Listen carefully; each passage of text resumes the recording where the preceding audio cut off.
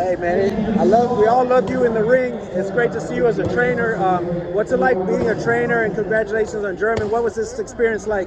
Man, it's been a long journey. I mean, we didn't just prepare for it, starting with the regionals. We've been since day one. I mean, this kid, he's been in the gym for the past 7 years. I mean, he takes holiday breaks, but we stay in the gym.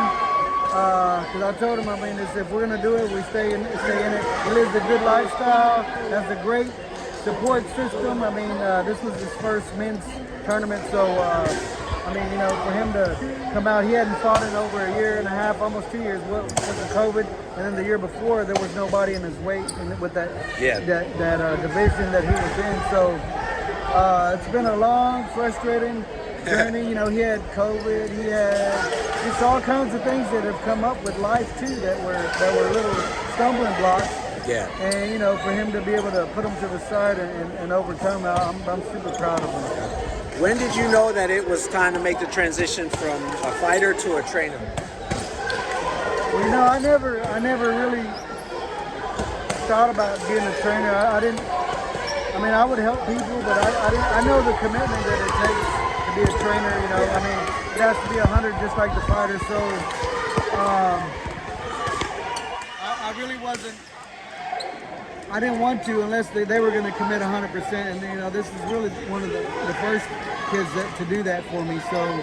Yeah. So that's why it's worked really well. And where do you guys train out of? He said Fort Worth, Texas? Yeah, we're out of Fort Worth. He's from Arlington. He just drives about 30 minutes. But anyway, it's out of my gym, University of Hard Knocks. Man, we got our first national champion from the ground. This guy didn't come from any other gym. He came from soccer, came here, never using hands in the sport to using only your hands, little footwork. But yeah, he's good, man.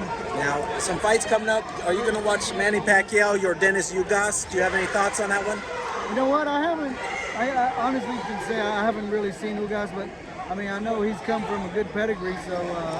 Well, Spence is a Florida, Texas guy. Do you think he was going to beat Pacquiao had that fight gone off? You know what? I think if Father Time, didn't behave, then it could have been an easier night for Spence. But by all means, I had Pacquiao in the fight. I just think that Spence,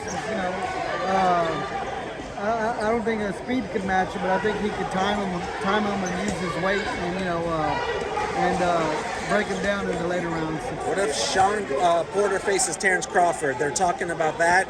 How would you break down that fight?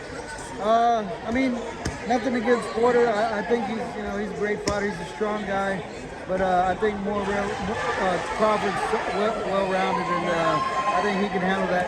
Handle Porter pretty convincingly. Do you think if Caleb Plant faces Canelo, if he has a shot, how would you break down that fight? I'd say Canelo would stop him after the middle round, like 7 or 8. Maybe. What do you like about Canelo? Is he the best fighter to you today? He's a great fighter. He's a well-rounded fighter. He can slug, he can box, he loves going to the body. But I don't think Plant. I really don't know who's spot that's going to prepare for Canelo. And even if it's with. I think he bruises a little easy if he gets touched enough. And Canelo just keeps getting better, so I would definitely lean on him. Last question, Wilder Fury Part 3, is that going to be a good one, you think? Oh, of course, yeah, it should be good. I don't know about the new stable with Wilder, but of course, Sugar Hill will have another good game plan. And with Tyson Fury, you don't know which one's going to show up, but I think it'll be a good fight. And how can people keep up with you in your gym online or reach out to you? University of Hard Knocks. You can look us up on Facebook. We got a YouTube page, University of Hard Knocks, Instagram. We're all on social media.